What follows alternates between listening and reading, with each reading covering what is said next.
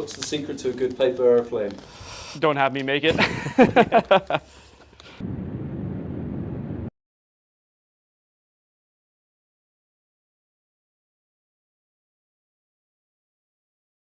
Oh, nope, see, look at that. Off-sided wings already. It's terrible. Symmetry would be the correct answer. And you need some elevators here in the back.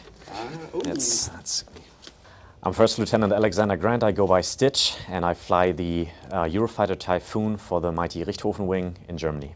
Yeah, I am Captain Patrick Pearce. Call sign is Hobbit. I fly F-35s out of RAF Lakenheath. For this competition today, the way it was worked out is we were given a slip of paper. We had a location in which we're going to meet up at a certain altitude.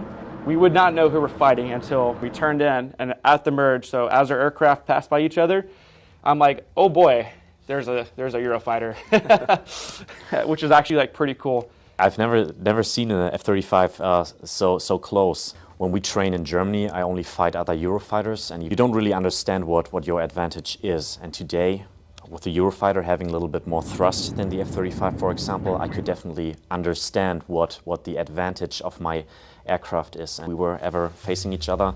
He would probably kill me beyond visual range, even before I even knew he was there, because of his stealth capability. I don't have that. So what it looked like today was a lot of one of these maneuvers, in which Stitch here was saddled up behind me and is able to get a gun's employment. You can actually see the gun rounds counting down when I employ the gun, even though it's not loaded, it's just simulated.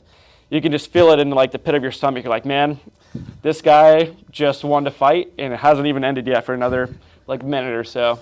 So the entire goal is, like, if you're defensive, is to survive and then create an offensive scenario as much as possible.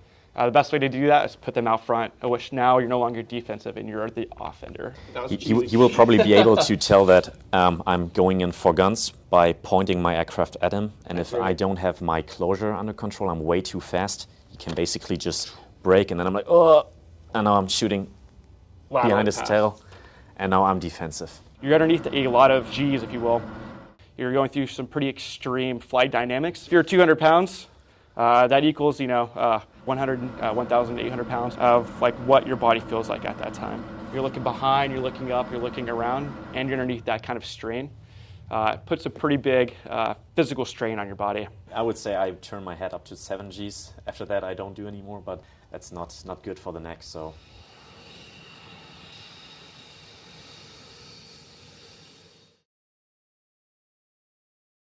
On three, you ready? Yeah.